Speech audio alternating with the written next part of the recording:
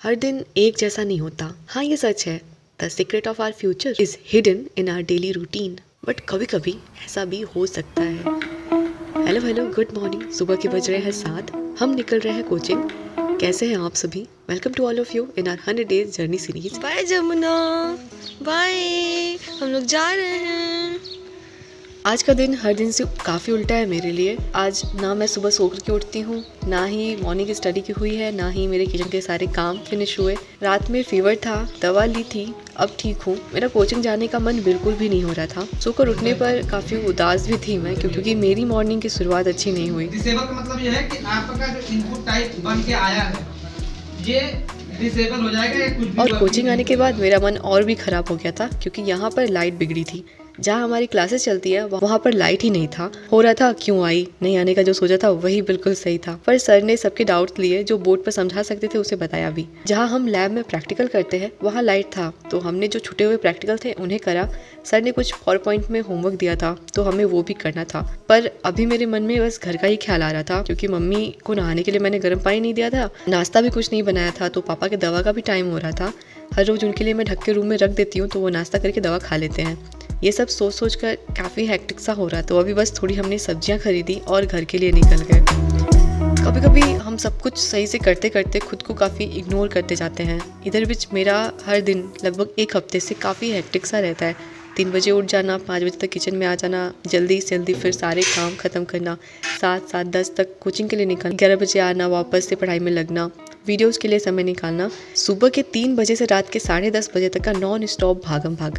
घर में शादी की भी बात चलती रहती है, पापा को एक जगह पसंद भी आ गया था। इन सब में एक मेंटल प्रेशर भी अलग रहता है कि जॉब लेनी है जल्दी से। मम्मी पापा कहते हैं कि शादी कर लो, ये सब तो बाद में भी हो जाएगा, आखिर यही तो सही समय। ये सब टेंशन और इधर बीच का एक हेक्टिक शेड्यूल, शायद यही सब रीज़न था कल के फीवर के पीछे। बट मैं खुद को मजबूत देखना चाहती हूँ। ठीक है, जो होगा देखा जाएगा। आगे का सोचकर अभी ज़्यादा परेशान नहीं होना चाहिए। तो 9:30 बजे तक मैं घर आ गई थी। सब कुछ बिखरा हुआ था। शुरुआत झाड़ू मारने से करी। मम्मी पूजा कर रही थी, मैं चली गई नहाने के लिए। पानी चालू था, बाल्टी भरा, एक तरफ दाल चढ़ाया। सभी को भूख लग चुकी है। मटर कल के छीले थे मैंने, तो पहले सोचा था कि उनका निमोना बनाएंगे, पर फिर चूड़ा मटर बना दिया, क्योंकि ये जल्दी बन भी गया। काढ़ा बनाने में समय लगता, तो आज कॉफ़ी बना दिया। नाश्ता सबका हो गया था, तो मन थोड़ा रिलैक्स है। पर अब ये बचे हुए सारे काम जल्दी से खत्म होंगे, तभी हमारे आज के गोल सेट होंगे और कंप्लीट होंगे।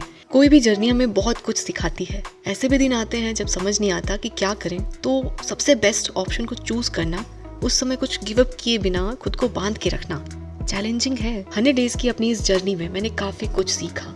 सबसे बड़ी चीज़ ये कि फोकस रहना और कंसिस्टेंट रहना, अपनी कंटिन्यूटी को बनाए रखना। हर तरफ जहाँ माइंड डाइवर्ट हो सकता है, खुद को मोटिवेटेड रखना, चाहे दिन कैसा भी हो, दिन की शुरुआत कैसी भी हो। अपने सेट प्लान की ओर चलते रहना, ताकि रात में जब सोए तो एक सुकून रहे। हर दिन एक फिक्स रूटीन को फॉलो करते रहना। अंदर से डीमोटिवेटेड फील भी होगा जब अचानक से कोई ऐसा दिन आएगा जैसे मुझे आज लग रहा है। बिल्कुल शांत हूँ मैं, किसी से कुछ बोलने का भी मन नहीं कर रहा था। सोशल मीडिया के इस वक्त में हम अक्सर देखते हैं हमारी उम्र का कोई जॉब लेकर निश्चिंत हो गया है, अपने जीवन में काफ़ी आगे है। हमें लगता है कि हम क्या कर रहे हैं और सेल्फ डाउट अलग ही होगा। पर फिर खुद को मोटिवेट करना कि ठीक है, तुम्हारा भी होगा, सही समय पर सब ठीक होगा। सब करते हैं, जल्दी लेट तुम भी करोगी। 100 डेज की अपनी इस जर्नी में मैंने खुद को थोड़ी देर के लिए बुद्धू बनाना काफ़ी सीखा। और ये थी मेरी सुबह से लेकर के 1:30 बजे तक की अपनी पढ़ाई शुरू करने से पहले की सारी बातें जो मेरे मन में चल रही थी। किचन और घर के सारे काम समाप्त हुए, मैं खाली होती हूँ 1:30 बजे। आधा से ज़्यादा दिन हमारा बीत चुका है।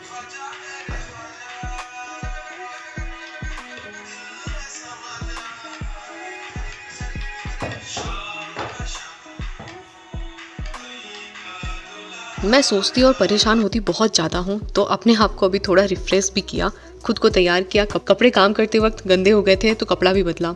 कमरा बिखरा हुआ था, कमरे को सही किया। फिर हम बैठे अपने टू डू लिस्ट को बनाने, क्योंकि कल रात को हमने टू डू लिस्ट तो बनाया नहीं था। टू डू लिस्ट बनाते समय मैं काफ़ी सोच रही थी अपने हर दिन के रूटीन को लेकर। पर कुछ करना है तो हमें एक कीमत देनी होती है। जो पहले से मैंने सेट किया है उसे फॉलो करना होगा। ये रूटीन मैं नहीं बदलना चाहती, क्योंकि फिर हर दिन के टारगेट्स मेरे रह जाएंगे। कोई बात नहीं, ये आदत भी धीरे धीरे बन जाएगी। मैंने अपनी टू डू लिस्ट वैसे ही आज की बनाई है जैसे मैं हर दिन सुबह की पढ़ाई के साथ बनाती हूँ। NIOS सुबह नहीं पढ़ पाई, तो अभी हमने रखा है। खुद के लिए कभी आसान रास्ता मैं नहीं चुनना चाहती, क्योंकि टफ सिचुएशन में ही हमें पता चलता है हमारी पावर का। इस समय हम फोकस भी ज़्यादा होते हैं। हमेशा गोल्स हमारे बड़े होने चाहिए, क्योंकि जितना छोटा गोल हम चेज करेंगे उससे भी कम हम अचीव करेंगे। तो आज की टू डू लिस्ट की पहली प्रायोरिटी है अपने वोकैब को रानी मैम की क्लास से कवर करना 1:30 बजे से 2:30 बजे तक। मैंने रानी मैम का कोई कोर्स नहीं लिया है, कुछ कमेंट्स आए थे इस बात को लेकर के। ये वीडियोस उनकी वर्ड्स की यूट्यूब पर फ्री में है, A to Z word series करके उनकी एक प्लेलिस्ट है। आज हमने अबंडेंट, एंटिसिपेट, एडवर्स, अपेक्स, अपराइज ये 5 वर्ड्स सीखे उनके सिनोनिम्स के साथ। आप जब मैम की वीडियो देखेंगे ना तो वर्ड्स के वो काफ़ी सिनोनिम खुद रिलेट करके याद करा देती हैं, कुछ हम खुद भी रिलेट कर पाते हैं। ऐसी सियोरिटी बनी है कि इस साल हमें KVS एग्जाम जून जुलाई तक देखने को मिल जाएगा और KVS एग्जामिनेशन में 30 नंबर की भूमिका हमारा अंग्रेजी सब्जेक्ट रखता है, जिसमें कि 5 से 6 नंबर सिर्फ एंटोनिम और सिनोनिम्स के रहते हैं। पूरे वोकैबुलरी को देखें तो ये आंकड़ा पहुंच जाता है 7 से 9 नंबर तक का। और वोकैबुलरी एक ऐसा सेक्शन है जो हम एक साथ कवर नहीं कर सकते, इसीलिए हमें ये पूरी कोशिश करनी है अपने हर रोज के शेड्यूल में थोड़ा थोड़ा करके ये सेक्शन कंप्लीट करना। मैंने थोड़े वोकैब पहले भी कवर कर रखे हैं, पर अब मुझे ऐसा लगता है कि रानी मैम से यदि हम उनकी A to Z क्लास से सारे वर्ड्स को कवर कर लेते हैं तो ये सफिशिएंट रहेगा हमारे एग्जाम के लिए। वोकैबुलरी कंप्लीट करने के बाद मैंने बीच में अपना खाना खाया। आजकल खाना खाने के बाद ना मुझे कुछ ना कुछ मीठा खाने का मन करता रहता है। शादी में जो दुल्हन के साथ जाता है ना, टिकरी, खाजा, लड्डू, माठ, वो सब मुझे बहुत अच्छा लगता है। और हमारे घर इधर बीच आया भी है, हमारे रिश्तेदार में एक जगह शादी थी तो वहाँ से आया था। सारे मैंने ही ख़त्म किए हैं, एक बचा था जो कि आज भी मैंने खा के ख़त्म कर दिया।